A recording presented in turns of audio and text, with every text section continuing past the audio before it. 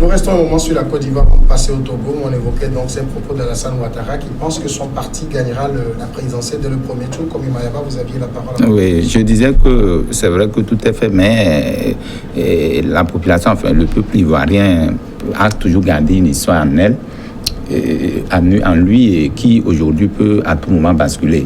C'est pourquoi les propos de Ouattara doivent peut-être se faire mettre dans avec beaucoup plus d'indulgence, parce que quand c'est comme ça, on risque peut-être, les gens vont peut-être garder ces revers-là, et ça peut justement lui créer des soucis. Mais parce que aujourd'hui, vous savez, Ouattara, quoi qu'on dise, les gens n'ont pas, avec le départ de Gbagbo, avec ce qui a été fait avec Soro, avec même tout ce qu'il a, ses détracteurs, vraiment ça crée un souci. Et bon, on attend le 8e ciel là, mais c'est trop tôt de proclamer victoire, parce que le peuple ivoirien n'est pas comme nous le pensons. Alors, le message Alassane Ouattara dit: j'ai foi en la victoire du RHDP, parce que nous sommes le plus grand parti, le seul parti qui couvre l'ensemble du territoire national. Et quand moi j'entends le président ivoirien dire ça, je me demande s'il ne se rappelle pas le passé. Il a eu besoin des autres pour gagner. Oui, mais le RHDP est un regroupement de plusieurs partis pro-votistes. Donc, là, en dehors du PDC, est-ce que ça pèse quelque chose? Non, puisque quand il avait... Est-ce qu'il pèse quelque chose? Quand il a fait le ménage, les gens du PDCI ont regagné les rangs du PDCI. Et ceux qu'il a avec lui sont assez forts pour constituer un grand noyau.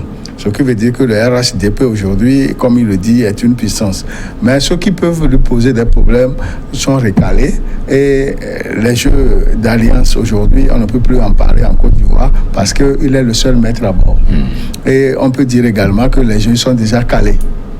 Les jeux sont déjà calés. Il a fait les ménages au niveau des partis politiques, au niveau de la RHDP et au niveau de l'armée, de la police et de la gendarmerie. Il a mis ses hommes là où il faut. Ce qui veut dire qu'aujourd'hui, il est sûr de cela. C'est pourquoi il parle du premier tour.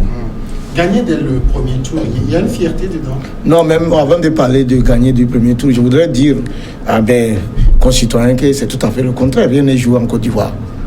Parce que justement, ceux qui vont décider, ce n'est pas les responsables politiques que vous dites. Parce qu'on penserait qu'on a mis Guillaume Soro, on l'a envoyé en exil, Gbagbo n'est pas rentré, ainsi de suite, tout ça là s'est joué. Non, c'est même maintenant, justement, parce que l'être humain, c'est ça, c'est ce qui choque. Et la décision viendra du peuple ivoirien. Vous voyez? Et donc, vous ne soyez pas étonnés, rien n'est joué. Il suffit tout simplement que toutes ces forces-là s'entendent.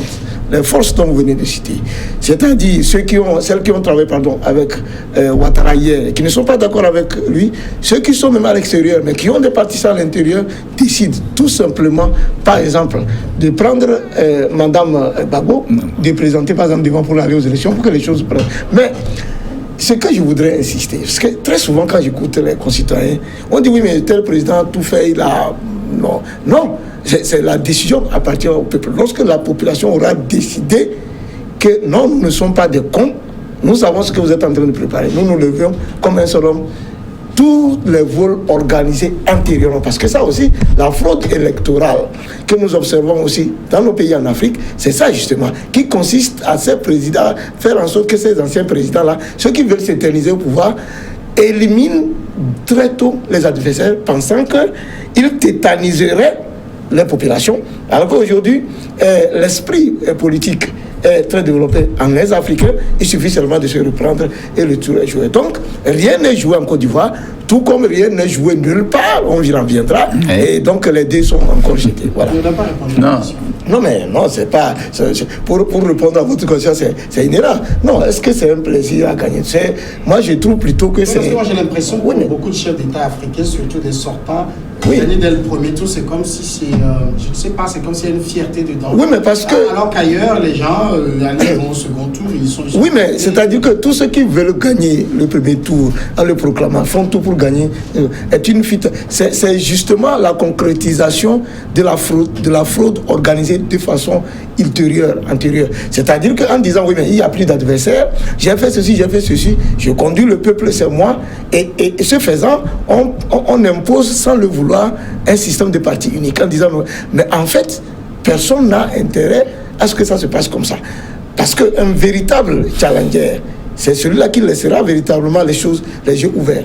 Quand on aille au second tour, et véritablement on verra celui qui va... Non, donc c'est le cas de la Côte d'Ivoire. Non, vous savez quand Gbagbo était là, ça n'a pas été possible. Lui, il est passé 2 fois dessus, tout ça là. Est-ce que c'est pas par les alliances? Qu'est-ce qu'il fera aujourd'hui pour gagner au second tour, au premier tour? Moi, j'attends de voir. Moi, je pense que c'est une stratégie de campagne. C'est-à-dire qu'en le disant, il affaiblit d'une manière ou d'une autre ses adversaires. La tétanisation. Voilà, la tétanisation. Donc, je crois que, comme l'a dit Germain tout à l'heure, rien n'est joué d'avance. Et la Côte d'Ivoire n'est pas comme les pays dont nous connaissons. La Côte d'Ivoire a son histoire en elle. Et si aujourd'hui, Ouattara, c'est dans les conditions dans lesquelles il est arrivé au pouvoir, si ce n'était pas grâce à certaines personnes, il ne serait pas arrivé là où il est aujourd'hui. Donc, il ne doit pas oublier ce paramètre-là.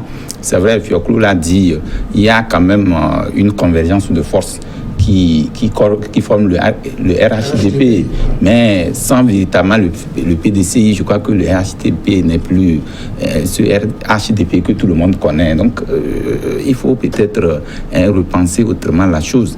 Mais également pour dire que quand quelqu'un parle de coup KO, ce n'est pas une forme de dictature. En fait, c'est pour dire que j'ai confiance parce que je me dis que j'ai déjà fait l'essentiel.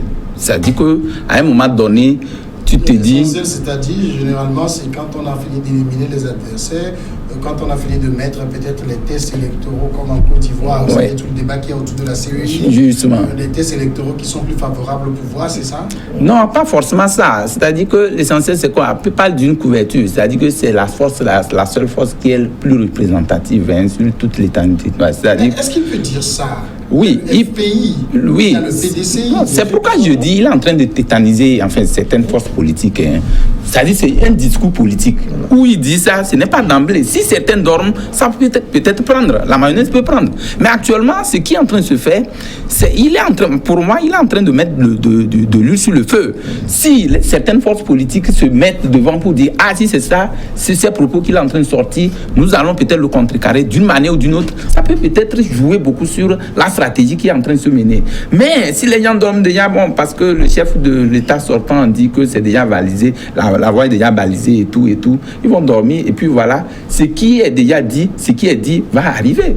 Mais pourtant, dans les autres pays, quand nous prenons par exemple notre pays, le Togo, quand le chef de l'État sort et dit que coup KO, bon, c'est vrai, c'est une stratégie de campagne en fait. C'est pour dire que je compte, je suis sûr de moi-même, je peux faire, je sais que les gens ont confiance en moi, mais pour le moment, c'est les unes qui déterminent les résultats. Ouari a fait un coup KO, Macky Sall a fait un coup KO, c'est la période. Non, le problème c'est que les dernières élections faites en Côte d'Ivoire ont été remportées par le RHDP. Ce qui veut dire que... Avec PDCI. Aujourd'hui, il n'y a plus le PDCI dedans. Maintenant, on va voir ce qui sera le résultat final. Or, quand on parle d'élection, c'est les électeurs qui interviennent, qui votent pour. Or, la dissension entre le PDCI, le RHDP version Alassane Ouattara, et le problème de Guillaume Soro, qui a fait venir Ouattara au pouvoir, font qu'aujourd'hui, s'il dit qu'il a le vent en poupe, qu'il peut passer au premier tour, c'est que lui, il a déjà fait ses calculs et que... Il a préparé les résultats déposés. Non, ce n'est pas qu'il a préparé les résultats. Il sait que... Ils sont en pré-campagne. Il reste 8 mois pour leur vote. Oui. Mais ils sont en pré-campagne et d'après les informations à ma possession, partout où ils passent, c'est le RHDP version Alassane qui est en avance.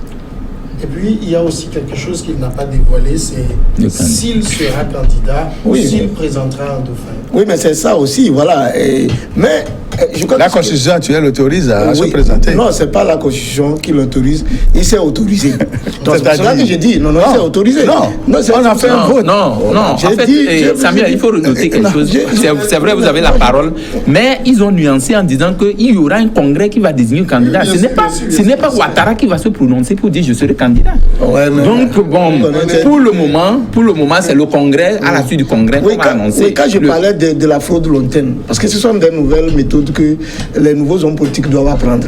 Parce qu'aujourd'hui, lorsque vous allez aux élections, aussitôt après la proclamation des résultats, la fraude de la prochaine élection commence. Et c'est ça. Oui, mais c'est quand vous prenez le cas de la fraude. Non, quand vous prenez le cas. Vous savez, la fraude électorale.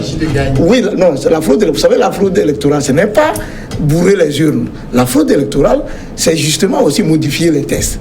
C'est faire en sorte, par exemple, que par anticipation, nous contrôlons en amont et en aval les structures qui organisent les élections. C'est faire en sorte que, dans une moindre mesure, on achète très tôt les consciences en partageant de l'argent, en donnant des rifas par ici, tout ça. Là. Ce sont des stratégies que ce que vous appelez des stratégies, ce sont des fraudes électorales qui amènent la population qui vote à se rallier à la cause de l'individu, mais même s'il a les choses. Donc c'est ce que Ouattara a fait exactement en Côte d'Ivoire. Mais comme nous l'avons dit, vous savez, c'est pour cela aussi qu'il y a le pluralisme d'opinion.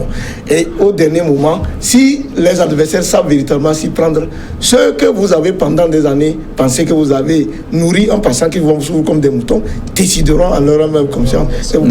Mais il faut... On va évoluer, je sais que les gens nous attendent. Oui, parce que le problème, c'est que quand on parle de fraude électorale, moi, je ne suis pas d'accord, parce qu'aujourd'hui, pour modifier un texte, ce n'est pas Alassane Ouattara qui va sortir de son fauteuil pour aller modifier un texte. Oui, mais à l'Assemblée, ça va se faire. Oui, mais qui est à l'Assemblée? C'est ce que je viens de dire. L'Assemblée. Justement, c'est le peuple. C'est le peuple. Non, la fraude électorale consiste aussi à dominer les institutions. C'est ce que je dis. Non, les institutions, voilà. C'est pourquoi justement. C'est les démocraties, c'est comme ça. Il y a la majorité, c'est le peuple qui répond au nom de la majorité. Maintenant, si le peuple décide aujourd'hui, non, bon, par rapport à la situation qui est posée, il faut changer les donnes. C'est le peuple qui décide, qui est représenté par l'Assemblée. Ce peuple-là, c'est là où nous parlons de la fraude. Lorsque les élections ne sont pas transparentes, lorsqu'on fait tout. Vous mettez quoi dans la transparence des élections? Revenons au Togo, je vous en prie, Quand on parle d'élections, on parle des urnes. Et les gens mettent des bulletins dans les urnes. On compile et on donne les résultats. Au Togo, on vote le 22 février. C'est le premier tour, le 22 février.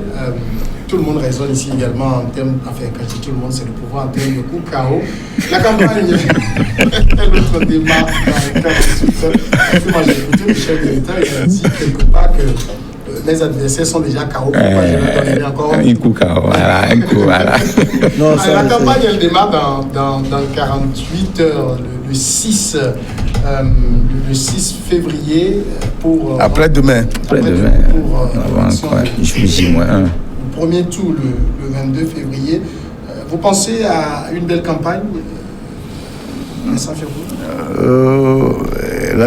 Selon moi, la situation économique du Togo ne permettra pas une bonne campagne.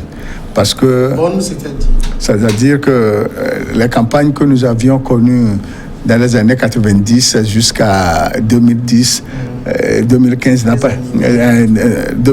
n'était pas la bonne. Celle-ci aussi ne serait pas la bonne. Parce qu'à quelques jours des élections, on ne voit pas les activités de pré-campagne telles que ça se concevait avant.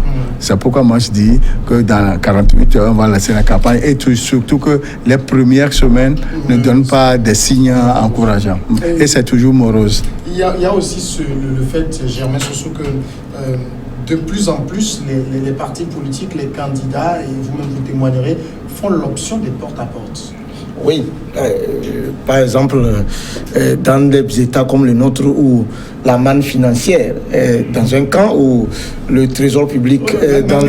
Non, vous parlez, oui, mais c'est ce que je dis, c'est-à-dire que quand je parlais tout à l'heure des moyens qu'on ne permet pas aux adversaires d'avoir, c'est normal, nous préparons par rapport à cette campagne, et contrairement à ce que peut-être notre ami le dit, nous espérons relever le défi, et je crois que c'est la dynamique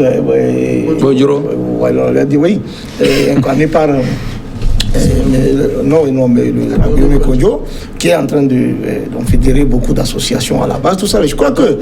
Oui, mais bien sûr, nous nous engageons, et je crois que... nous nous engageons en fond, et parce que le coup KO dont nous avons, non seulement il n'aura pas lieu, nous allons pousser nos adversaires au second tour, nous allons nous rallier ensemble, et le pouvoir politique au Togo va aller à la retraite politique. Et nous allons travailler pour ça. Justement, quand on parle d'un coup KO, ça peut passer dans les oreilles des gens, mais pas la dynamique à Boyomi. Parce qu'autour de la dynamique à Boyomi, vous verrez des jeunes, des femmes et des hommes même dans les coins les plus reculés, là où les gens dorment avec les enfants, nous allons aller les faire sortir. Non, c'est pas une campagne. Non, je ne parle pas de. Vous invitez les gens. Non, mais ce n'est pas. Je n'invite pas. Moi-même, je n'invite personne. Je suis engagé dans cette dynamique, et fortement engagé. Je souhaite, et ça serait le combat, que les gens sortent de cette tétanisation-là. On dit un coup KO. Il n'y aura pas d'un coup KO au Togo. Il y aura même plutôt en alternance en 2020. Comme Mayaba, c'est dans 48. Et Thioplo a fait un constat quand même intéressant, c'est que on sent rien. Bon, on sent rien, je dirais, je ne m'inscris pas dans la même logique parce que je me dis qu'en principe, les pré-campagnes, ce n'est pas des campagnes ouvertes. Il faut attendre le 6 pour commencer à avoir, vous savez, même les premières semaines de campagne, même il n'y a pas, c'est morose et tout. Mais je crois que cette fois-ci, les présidentielles que nous avons assistées, ça doit être une première dans notre démocratie, puisque c'est une élection à 2 tours et une première que nous expérimentons sur la scène politique en termes de justement. Donc, je crois qu'il y a... un second tour. Non, un second tour, moi je ne suis pas en train de voir un second tour parce que il n'y a plus d'adversaires crédibles qui puissent qui puissent concurrencer maintenant le président sortant, parce que par rapport à ce qu'il a réalisé, justement par rapport à ce qu'il a réalisé, il a déjà un programme. Contrairement, il y a beaucoup de chefs d'État qui ont des programmes qui se sont fait battre. Non, le problème c'est quoi? C'est-à-dire que ce qui fait qu'on parle de coup KO, c'est parce que il y a deux dynamiques au niveau de l'opposition et qui fait qu'il y ait une division, parce qu'il n'y a pas cette union de l'opposition pour aller contre le pouvoir en place. Actuellement, même celui qu'on pense parler de candidat unique reconnaît sur des chaînes de renom qu'il est impopulaire par rapport à l'autre qu'on est en train de combattre. Mais qui reconnaît aussi que l'autre est très populaire mais n'a jamais ramené la justement, maintenant le problème c'est quoi? Quelle est la rassurance que celui qui est impopulaire pensera faire pour ramener maintenant la victoire après qu'il est... L'autre est populaire, il n'a pas pu ramener la victoire. Toi tu es impopulaire.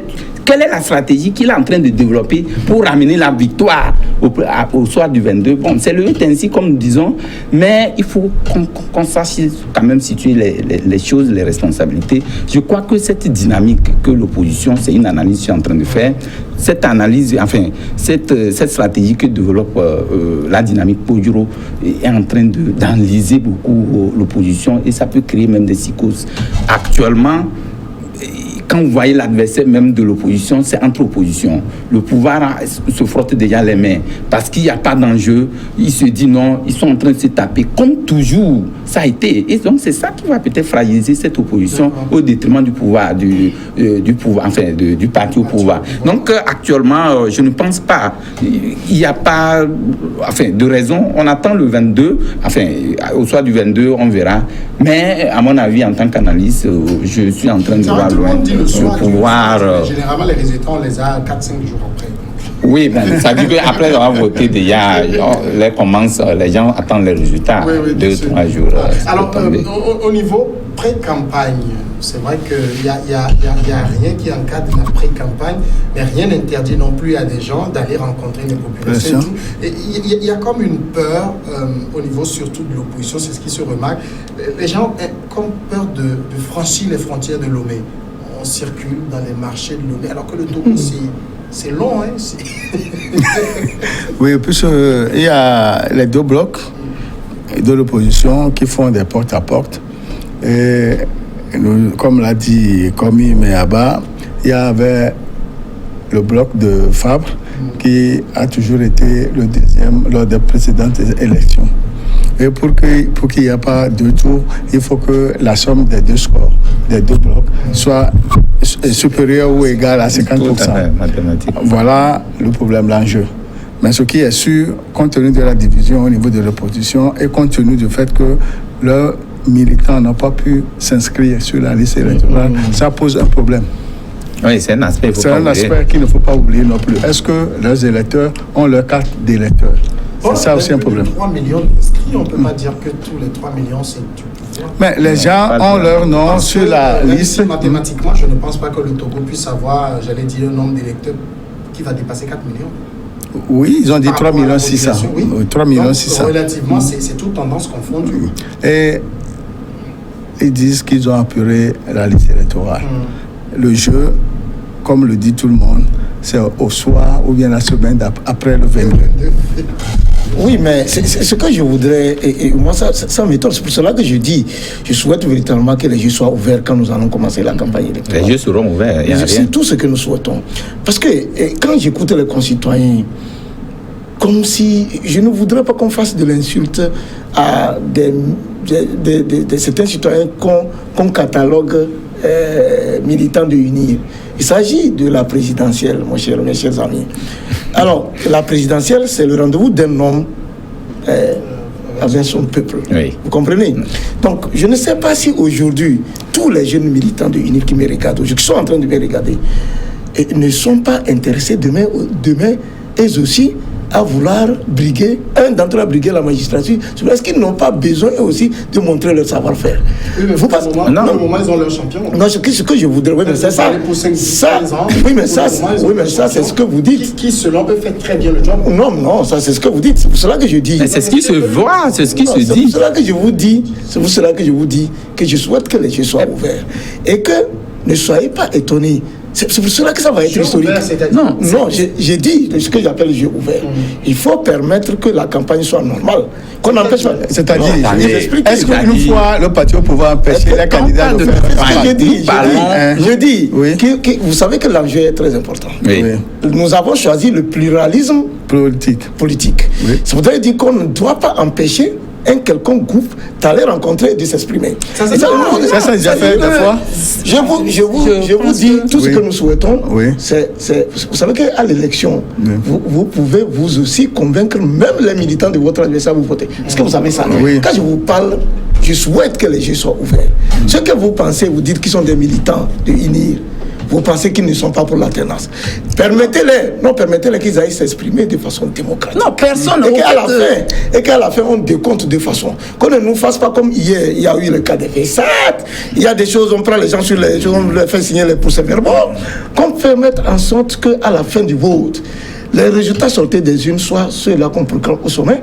Nous verrons si vous allez voir le coup quand non, c'est un souhait. C'est pour cela que je dis, c'est pour cela que je dis que je vous rappelle, comme j'ai dit au cas de la Côte d'Ivoire, que la dernière personne a décidé, c'est le citoyen électeur. Mais justement, si vous savez que c'est la dernière personne à décider, je ne pense pas que le choix que vous avez fait peut vous arranger, puisque on parle quand même de popularité. De quel choix mais vous parlez d'une dynamique Pojoro, alors que celui que vous choisissez est impopulaire.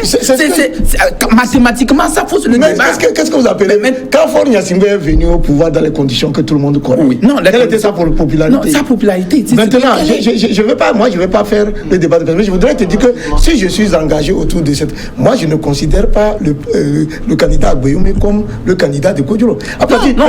Dynamique. Oui, dynamique. Un instant, à partir du moment où les forces de l'avenir ont pris sur elles la responsabilité. Est-ce que vous avez cette possibilité de converger les militants de l'ANC vers les militants de Agbeyome? C'est aussi ça le problème. Maintenant, c'est vous qui pensez qu'il y a des problèmes entre nous. Non, il y a déjà des problèmes. Nous voyons, nous les lisons tous les jours, nous les analysons, les débats, nous les voyons.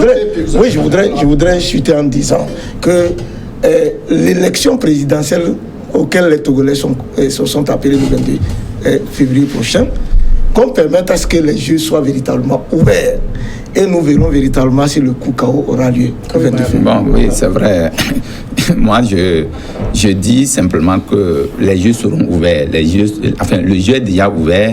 Je crois que toutes les institutions fonctionnent très bien. Actuellement, personne, même tant au niveau de l'opposition qu'au niveau du pouvoir, personne ne parle de malversation par rapport au jeu qui va se faire. Tout s'organise bien, sauf que chacun n'a qu'à venir avec ses offres, présenter les offres et puis qu'on puisse apprécier. Mais sauf que quand nous faisons l'analyse... Et dans ça, il faut profiter, faire les bilans de la gestion. Oui, justement, chacun est en train de faire... Vous savez que le chef de l'État, tout chef d'État, quand tu deviens candidat à ta position, déjà, tu fais le bilan de ce que tu as fait. C'est ça aussi. Ça, non, c'est pas ça vous, de faire le bilan. Nous sommes à l'heure des bilans. Justement, nous sommes à l'heure de bilan. C'est pourquoi je dis déjà... Parce que vous devez circuler de Lomé à Saint-Cassé pour voir les Togolais. Il n'y a même pas de souci pour ça. C'est cette cette même population que nous sommes en train de dire que par rapport à ce qui est en train de se faire, nous proclamons, nous savons, nous pensons qu'il n'y a pas de match parce que l'adversaire d'en face n'a plus de béquille. C'est qui l'adversaire? En fait, vous connaissez bien votre adversaire. C'est qui l'adversaire? L'adversaire d'en face. Il n'y a que deux camps, l'opposition et le pouvoir. Oui, mais c'est qui l'adversaire? Je dis, non. Mais quel est son bilan? L'adversaire d'en face. C'est-à-dire que le Yassimbe. Pouvoir a un adversaire. Quel est son bilan? Son bilan est là. Voilà, Il défend le bilan. Mais c'est là, c'est pourquoi je dis c'est au soir du 22. Voilà. Chacun verra dans les Togolais. Les Togolais apprécieront justement à leur juste valeur qui est crédible, qui n'est pas crédible. Parce qu'aujourd'hui, vous n'arrivez pas. Il ne s'agit pas de crédibilité, il s'agit du bilan. Oui, je dis, monsieur Germain. Pourquoi vous appelez crédibilité? Non, c'est pourquoi je dis actuellement, nous sommes en train de parler en termes d'analyse. Voilà, mais les campagnes sont là. Les campagnes oui, mais qu'est-ce que vous appelez crédibilité? La crédibilité. Oui, je veux que. Parce qu'expliquez-moi ça pour la crédibilité dans ce cas de crédibilité pour quelqu'un qui est arrivé au pouvoir au dos des morts des Togolais, c'est quoi vous appelez? Non, mais vous oubliez un aspect de la chose. Quand on parle des crimes de 2005, vous parlez des crimes de 2005. Non, je connais un président de la République qui est venu au pouvoir sur le dos de la mort des Togolais.